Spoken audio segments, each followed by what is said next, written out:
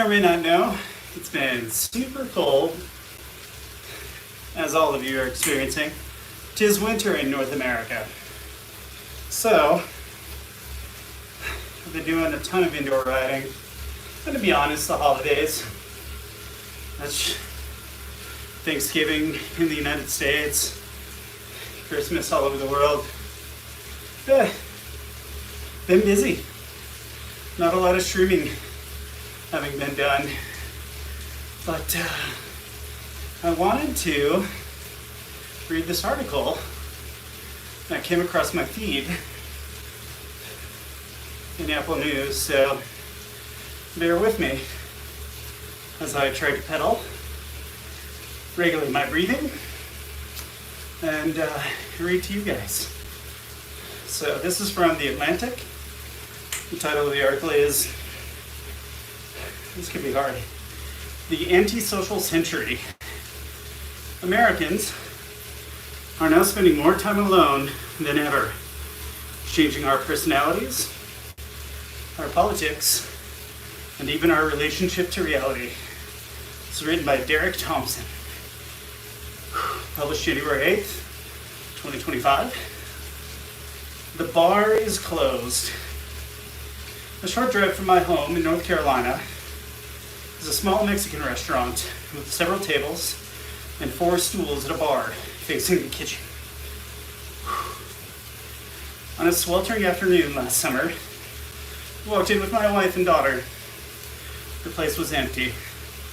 But looking closer, I realized that business was booming. The bar was covered with to-go food, 9 large brown bags. Gotta scroll down.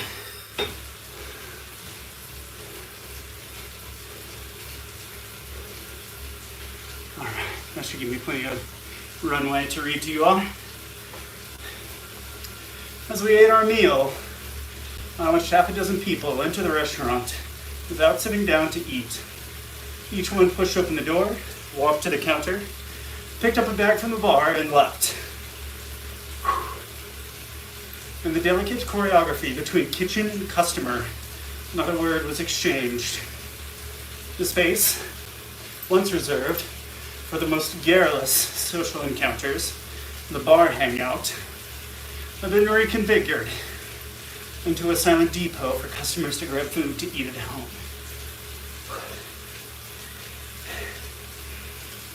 I got a full belly. My diaphragm has no room. Until the pandemic, the bar was bustling and popular with regulars. It's just a few seats, but it was a pretty happening place, Ray Mosier, the restaurant's general manager, told me. I can't tell you how I've been about it. How sad I've been about it, she went on. I know it hinders communication between customers and staff to have to-go bags taking up the whole bar. There's nowhere else for the food to go. She put up a sign, bar seating closed.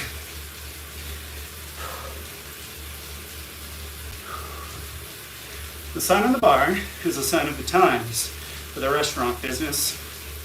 In the past few decades, the sector has shifted from tables to takeaway, a process that accelerated through the pandemic. It continued even as the health emergency evaded.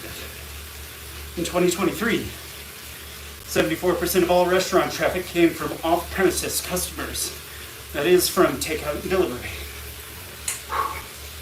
That's up from 61% before COVID, according to the National Restaurant Association.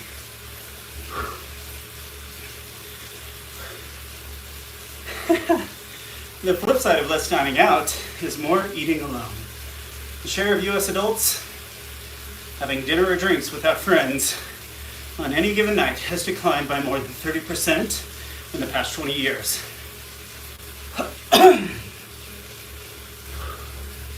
There's an isolationist dynamic that's taking place in the restaurant business. The Washington, D.C. restaurateur Steve Solis told me. I think people feel uncomfortable in the world today. They've decided that their house is their sanctuary. It's not easy to get them to leave. Even when Americans eat at restaurants, they are much more likely to do so by themselves. Scrolling in.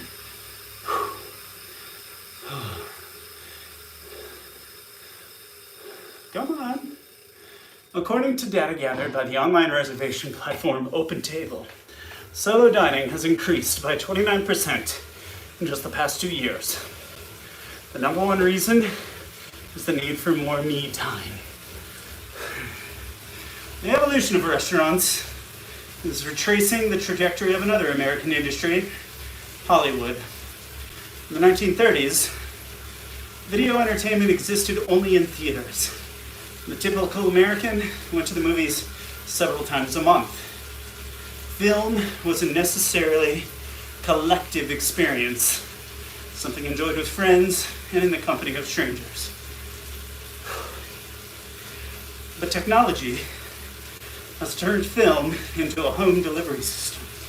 Today, the typical American adult buys about 3 movie tickets a year and watches 19 hours of television. Hi, YouTube. You're kind of TV, aren't you? The equivalent of roughly 8 movies on a weekly basis. In entertainment, as in dining, modernity has transformed a ritual of togetherness into an experience of homebound reclusion and even solitude. Hell's bells. Oh, this is hard. You gotta pace. The privatization of American leisure is part of a much bigger story. Americans are spending less time with other people than in any other period for which we have trustworthy data, which goes back to 1965. Between that year and the end of the 20th century, in-person socializing slowly declined. From 2003 to 2023, plunged by more than 20%, according to the American Times Youth Survey, an annual study conducted by the Bureau of Labor Statistics. It's kind of wild. Your free time is monitored by the Labor Statistics Bureau.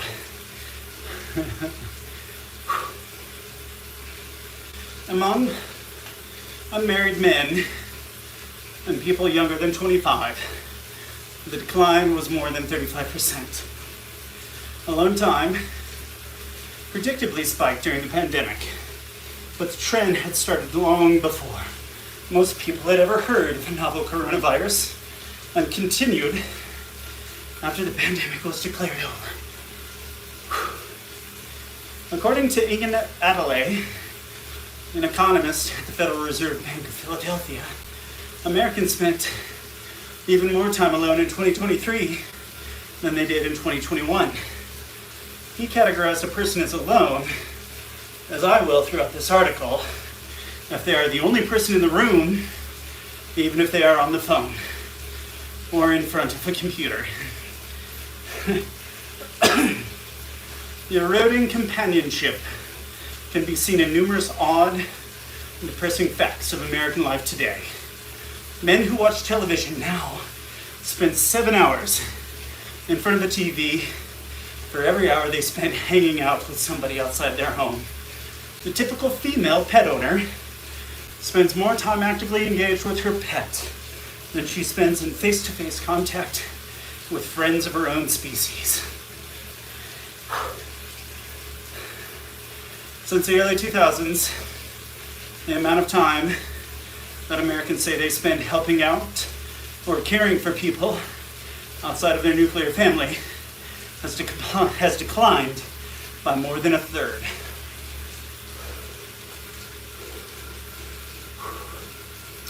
Self-imposed solitude might just be the most important social fact of the 21st century in America. Perhaps unsurprisingly, many observers have reduced this phenomenon to the topic of loneliness. In 2023, Vivek Murthy, Joe Biden's Surgeon General, published an 81-page warning about America's epidemic of loneliness, claiming but its negative health effects were on par with those of tobacco use and obesity.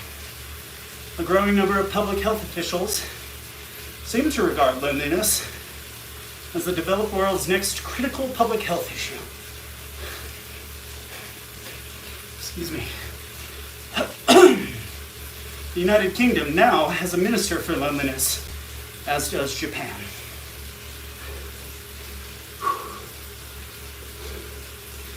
But solitude and loneliness are not one and the same. It is actually a very healthy emotional response to feel some loneliness.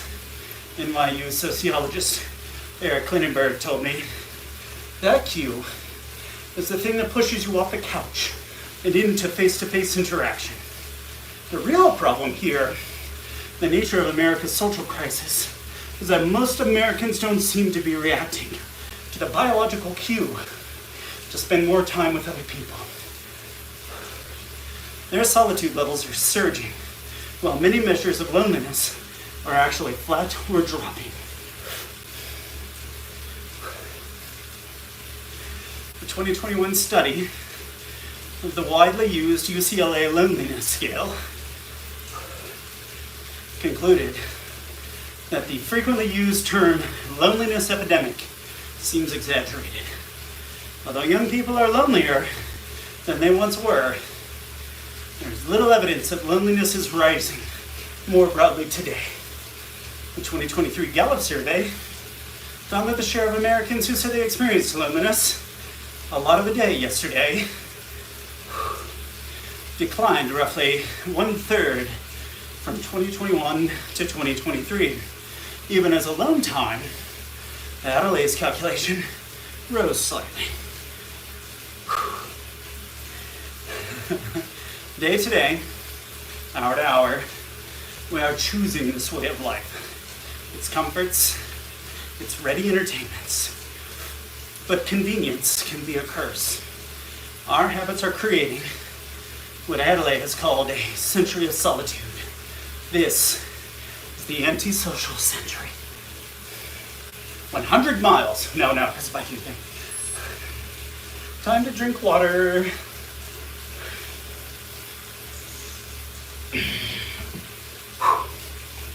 Over the past few months, I've spoken with psychologists, political scientists, sociologists, and technologists about America's antisocial streak. Although the particulars of these conversations differed, a theme emerged: the individual preference for solitude, scaled up across society and exercised repeatedly over time, is rewriting America's civic and psychic identity. And the consequences are far-reaching for our happiness, our communities, our politics, and even our understanding of reality. The end of the social century. The first half of the 20th century was extraordinarily social. From 1900 to 1960, church membership sweat in my mouth. Church membership surged, as did labor union participation. Marriage rates reached a record high after World War II, and the birth rate enjoyed a famous boom. Hello, baby boomers. Associations of all sorts thrived, including book clubs and volunteer groups. The New Deal made America's branch library system the envy of the world. Communities and developers across the country built theaters, music venues, playgrounds, and all kinds of gathering places. But in the 1970s, the U.S. entered an era of withdrawal, as the political scientist Robert D. Putnam famously documented in his 2000 book, Bowling Alone. Not my grandparents. They were still bowling social. Some institutions of togetherness, such as marriage, eroded slowly. Others fell away swiftly. From 1985 to 1994, active involvement in community organizations fell by nearly half. The decline was astonishingly broad, affecting just about every social activity and every demographic group that Putnam tracked. What happened in the 1970s? This is me, besides Nixon. Lindenberg, the sociologist, notes a shift in political priorities. The government dramatically slowed its construction of public spaces. Quote, places that used to anchor community life, like libraries and school gyms, union halls, have become less accessible or shuttered altogether, he told me. Let's get our breathing together for a second.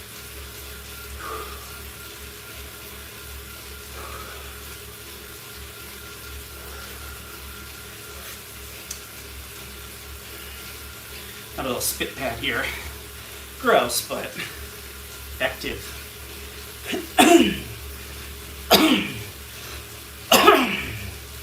All right. Putnam points, among other things, to new moral values, such as the embrace of unbridled individualism. But he found that two of the most important factors were by then ubiquitous technologies, the automobile and the television set. Starting in the second half of the century, Americans used their cars to move farther and farther away from one another,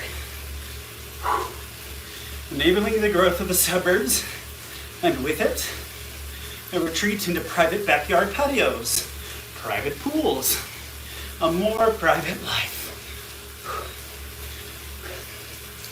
Once Americans got out of the car, they planted themselves in front of the television.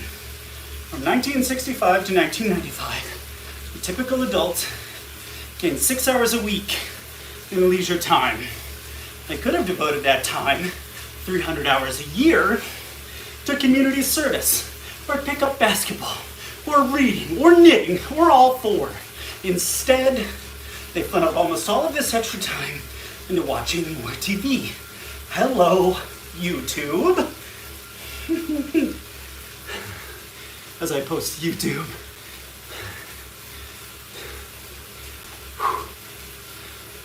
Okay. Television transformed Americans' interior decorating, our relationships, and our communities. In 1970, just 6% of sixth graders had a TV set in their bedroom. In 1999, that proportion had grown to 77%. Time diaries in the 1990s showed that husband and wives spent almost 4 times as many hours watching TV together as they spent talking to each other in a given week.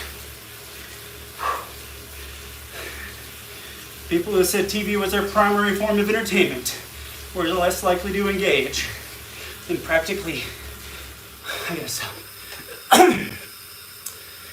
less likely to engage in practically every social activity that Putnam counted. Volunteering, church-going, attending dinner parties, picnicking, giving blood, even sending greeting cards. Like a murder in Clue, the death of social connections in America had any number of suspects. But in the end, the likeliest culprit is obvious. It was Mr. Farnsworth in the living room with the television tube.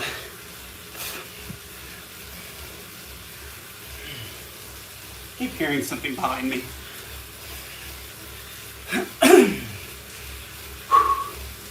Phone bell. If two of the 20th century's iconic technologies, the automobile and the television, initiated the rise of American aloneness, the 21st century's most notorious piece of hardware has continued to fuel and has indeed accelerated our national antisocial streak. Countless books, articles, and cable news segments have warned Americans that smartphones can negatively affect mental health and may be especially harmful to adolescents. But the fretful coverage is, if anything, restrained, given how greatly these devices have changed our conscious experience. The typical person is awake for about 900 minutes a day. American kids and teenagers spend on average 270 minutes on weekdays, 380 minutes on weekends, gazing into their screens. By this account, and that's according to the Digital Parenthood Initiative, by this account, screens occupy more than 30% of their waking lives. Socially undeveloped childhood leads, almost inexorably, to socially stunted adulthood, like me. Just kidding. Some of this screen time is social, after a fashion, but sharing videos or texting friends is a pale imitation of face-to-face interaction. More worrisome than what young people do on their phone is what they aren't doing.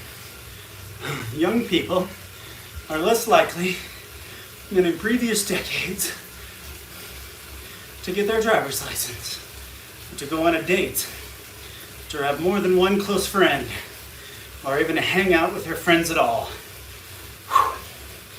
The share of boys and girls who say they meet up with friends almost daily outside of school hours has declined by nearly 50% since the early 90s, with the sharpest downturn occurring in the 2010s. The decline of hanging out can't be shrugged off as a benign generational change. Something akin to a preference for bell bottoms over skinny jeans. Human childhood, including adolescence, is a uniquely sensitive period in the whole of the animal kingdom. The psychologist Jonathan Haidt writes in The Anxious Generation. Although the human brain grows to 90% of its full size by age 5, its neural circuitry takes a long time to mature. Our lengthy childhood might be evolution's way of scheduling an extended apprenticeship in social learning through play. The best kind of play is physical, outdoors, with other kids, and unsupervised, allowing children to press the limits of their abilities while figuring out how to manage conflict and tolerate pain. But now, young people's attention is funneled into devices that take them out of their body, denying them the physical world education they need.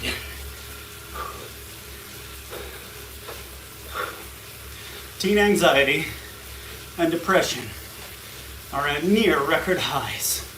The latest government survey of high schoolers conducted in 2023 found that more than half of teen girls said they felt persistently sad or hopeless. These data are alarming, but shouldn't be surprising.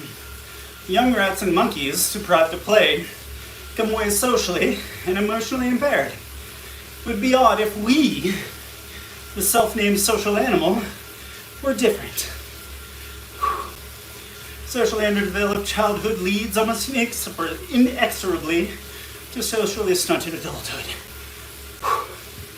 A popular trend on TikTok involves 20-somethings celebrating in creative ways when a friend cancels plans, often because they're too tired or anxious to leave the house.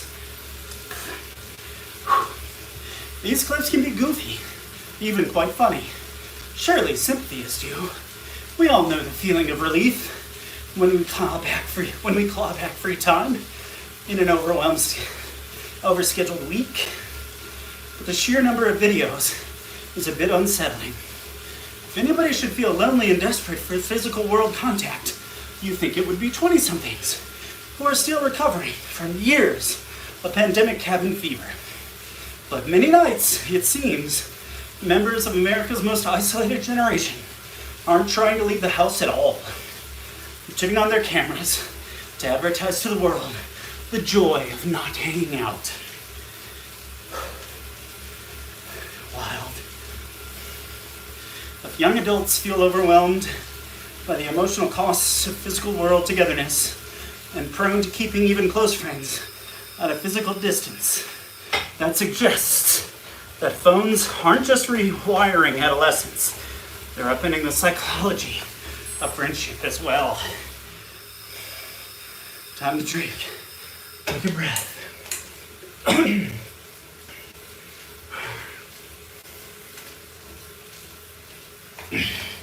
Probably could have started with a shorter article. I get my 7 views. I'd be quite happy with that. I haven't posted Jenny in a while. I get back to the cat videos. Everybody liked those. In the 1960s, Erwin Altman, a psychologist at the Naval Medical Research Institute in Bethesda, Maryland, co-developed a friendship formula characterized by increasing intimacy. In the early stages of friendship, people engage in small talk, sharing trivial details. As they develop trust, their conversations deepen to include more private information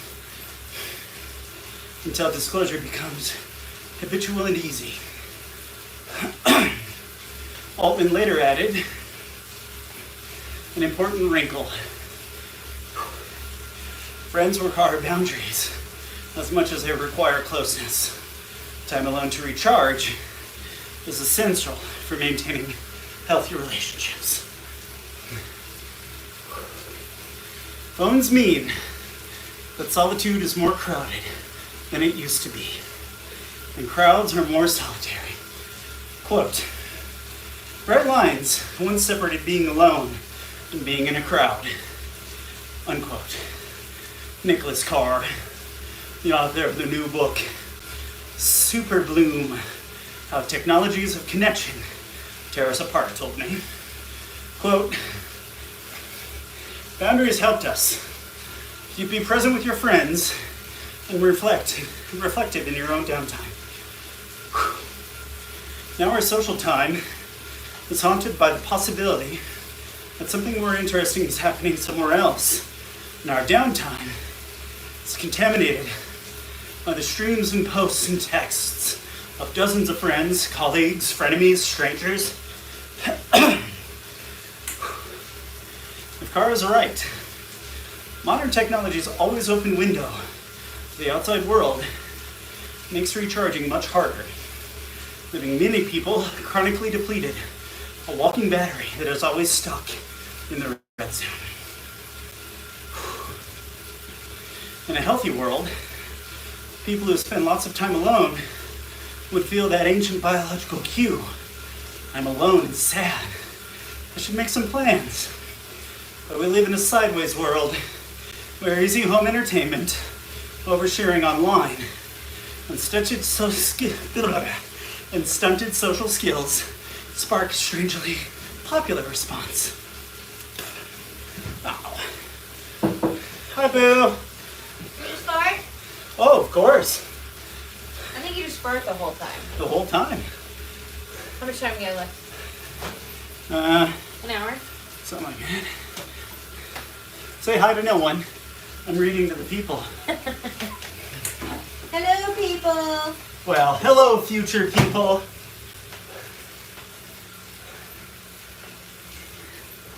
Let's see. Go on. 1 hour and 22 minutes of work. Okay. 10-minute cool down. We're almost there, gang.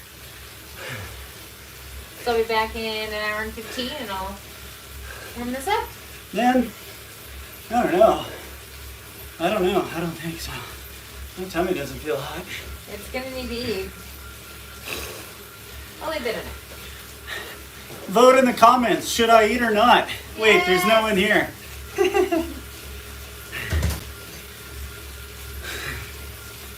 If Carr is right, modern technology is always open window to the outside world, makes recharging much harder, leaving many people chronically depleted. A walking battery that is always stuck in the red zone. In a healthy world, fuck dude, I already read this. Oversharing online and stunted social skills spark a strangely popular response. I'm alone, anxious, and exhausted. Thank God my plans were canceled. I feel bad. Homebound. Last year, the Princeton sociologist Patrick Sharkey was working on a book about how places shape American lives and economic fortune. He had a feeling that the rise of remote work might have accelerated a longer-term trend, a shift in the amount of time that people spend inside their home. He ran the numbers and discovered, quote, an astounding change in our daily habits. Much more extreme than he would have guessed. In 2022, notably, after the pandemic abated, adults spent an additional 99 minutes at home on any given day, compared with 2003. This finding formed the basis of a 2024 paper, Homebound, in which Sharkey calculated that compared with 2003, Americans are more likely to take meetings from home, shop from home, be entertained at home, to eat at home, and even to worship at home. Practically the entire economy has reoriented itself to allow Americans to stay within their four walls. This phenomena cannot be reduced to remote work.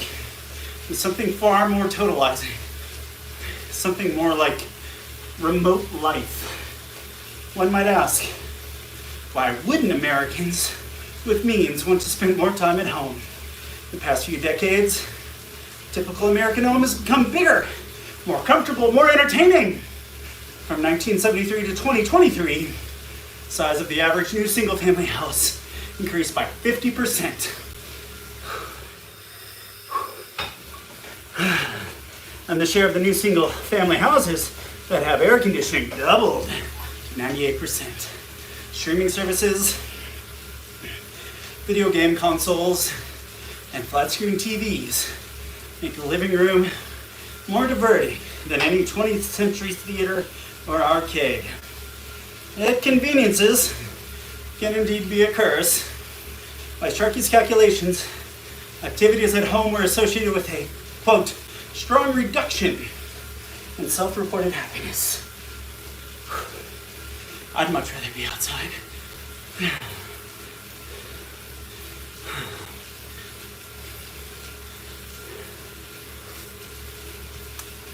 Whew. I got a thumbs up from somebody, that's good.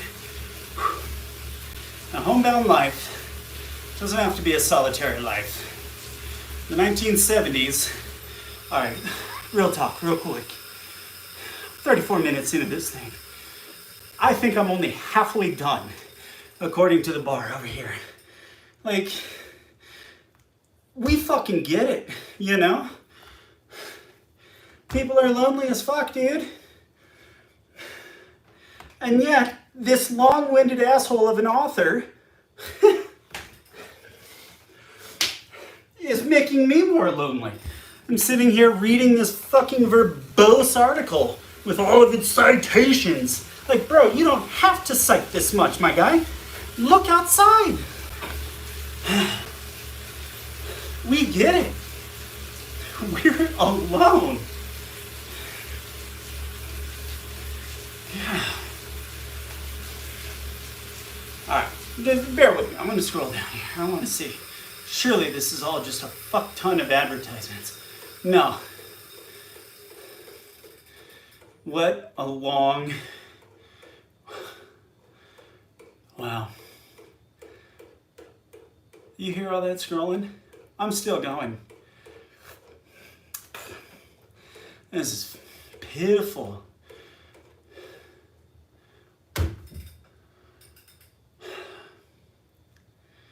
That's remarkable. That's remarkable. That was like, what, 30 seconds of me scrolling without reading? The Atlantic. Good Lord. Long-winded fuddy-duddies. Dude. I'm gonna send this video to this blowhard. And you just listen to it, my guy. You listen to how much bullshit you're spewing about the same thing. That's the problem with modern writers. Derek Thompson, you wrote the same thing 70 times, bro, in half the article. Ugh. This might not be a good idea. I don't know if I can read this tripe, man. Editor comes to him and says, give me 5,000 words. They don't have to be good. Just 5,000 words.